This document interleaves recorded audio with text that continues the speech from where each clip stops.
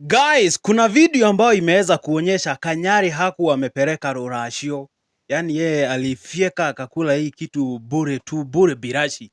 But hata Tashi Gitau hakupeleka rorashio.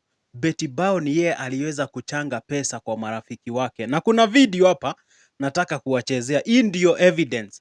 You know, the last time niliwaletea hapa video mkaongea nyingi. Ukasema, oh, that is not possible. Hii inakaa ni kama kipindi ilikuwa imepangwa. No. Sikiza hapa. You know, Wakikuyu kuna ile the customary rules huanga wanazitumia. Yani hizo ni customary. Kawezi Mkikuyu, huwezi elewa. So, for those who don't understand, huwezi peleka mali, ama buzi, ama dawari kwa kina bibi yako kama ako pregnant ama kama amebeba. You know, wakati yako 2 in 1 hauwezi, because hiyo Wakikuyu wanasema hiyo ni laana, ni taabu na itakuja kuletea kikisirani kubwa ambayo itakuleta kufanya hata uanze kunyamba nyamba ovyo ovyo kama mtu mjinga. Ni hivyo walisema, ni Wakikuyu walisema, sio mimi. So let us listen to the video. Na akihanda ithigi na mwiritu ena nda tondu ari na nda ndaracaririo. Yes. So ni erirwo agacoka no ndagicokire nginya umuthi uyu tucoke hara UK.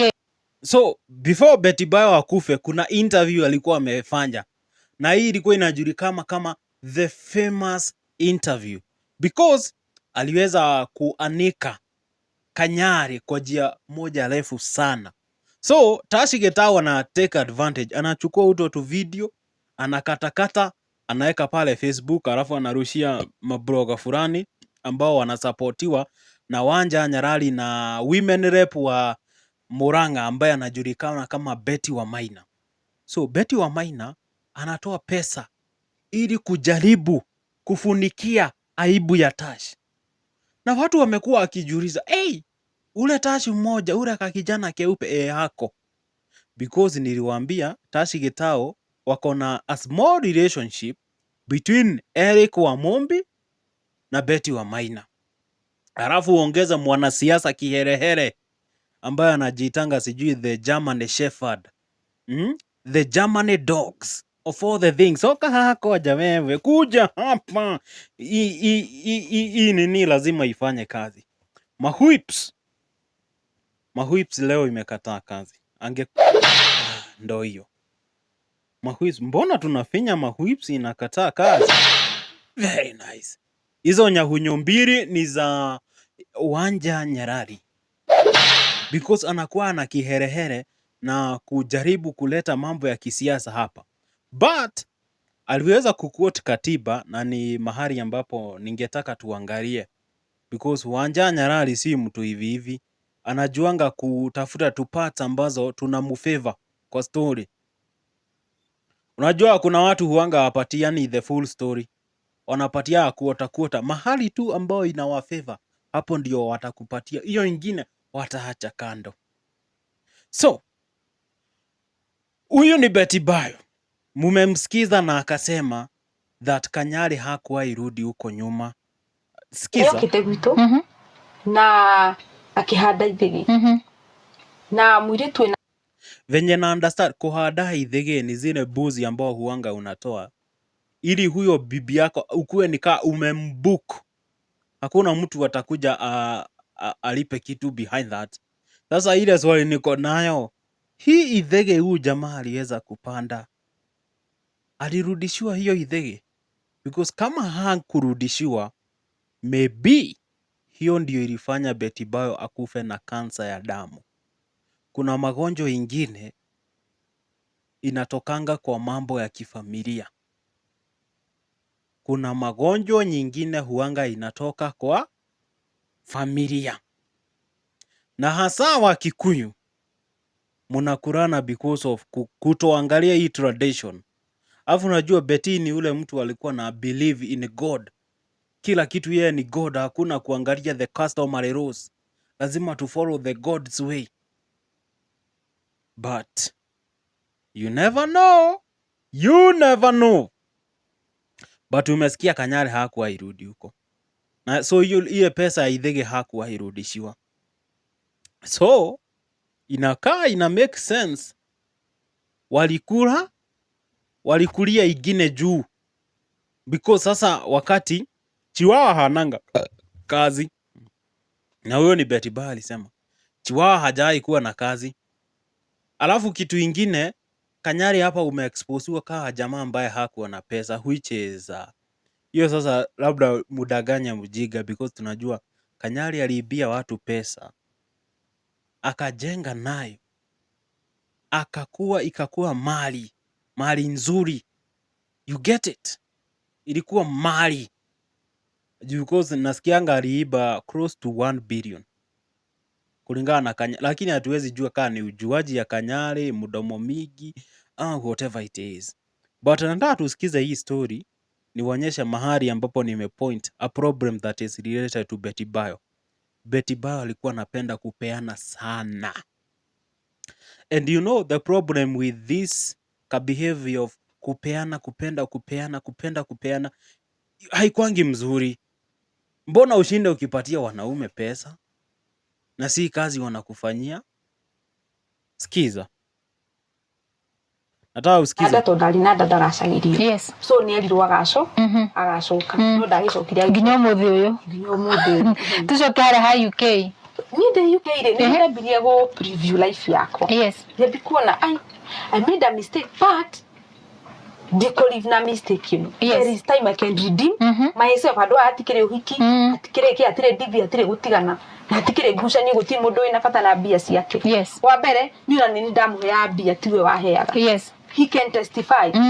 Na rikoro umana evident hado anadumira ngiri kibau nyitanite ati ndakuhe we na waciana ciakwa ndari yahe ngiri kibau ikumi ni ari yahe kurega ngiri 20 no tamuria atiriri kandi ndamuhe milioni. Wow. Yes. Milioni imwe ukamone. Yes. You know, hiyo itakuwa ngumu kwa watu kukuja kusema Betty Bayo hapo ulidanganyana, because ni yeye alikuwa anakulipia nyumba hata kabla ukufe, alikuwa anakufanyia shopping, anafanya hizo mambo zingine zozote. But nataka kukuambia kitu moja, alikuwa anafanyia watoto nyumba, analipia watoto shopping, anafanyia watoto kulipa shule, hakuwa anafanyia mtu yeyote favor. So ujue hivyo, Kanyari huku haifanyia, ni watoto wako ulikuwa unafanyiwa. So kama umeanza kukuja hapa they lied about this, hiyo hapo umejiangusha kwa mtego.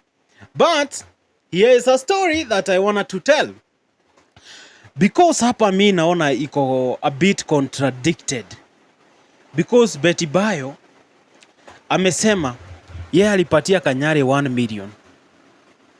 Nekio very interesting. So wakati watu wanakuja wanasema Tashi Gitau hafanyangi kazi, yeye ni chiwawa, ni kuwekwa, alikuwa anawekwa. Hata mimi na agree na wewe, alikuwa anawekwa, because kama alikuwa anapatia the first husband pesa, Kanyari upatiwe pesa. Sasa nashangaa hizo pesa zilikuwa za kufanya nini? Nashangaa sana. Najaribu kujiuliza hizo pesa zilikuwa za kufanya nini? Na bado najiuliza hiyo swali. But maybe mutakuja kunipatia the answer hapo kwa comment section. Andika hapo kwa comment section uniambie hiyo pesa Betty Bayo aliweza kupatia Kanyari, hiyo pesa unadhania ilikuwa ya nini? Milioni 1. So Kanyari akaanza kukono watu, pesa ikaanza kuingia kwa bank. Jamaa akakuwa sijui bilionea ama tycoon. Wacha tumuite tycoon. Tycoon ni getoga kinene, kimutu ambaye kiko na pesa nyingi ambazo ukijaribu kuangalia mahali zimeanzia huwezi pata, ukiangalia mahali zimeishia huwezi pata. But the place that is getting crazier na ambayo inanipoteza kiasi ni hapa Betty Bayo aliweza kujichanganya, akasema alitafuta pesa akaenda kufanya rorashio. So ni yeye alitafuta pesa, sio bwana yake Tash. So hapa munaona another mistake, kwenda kujira sheria.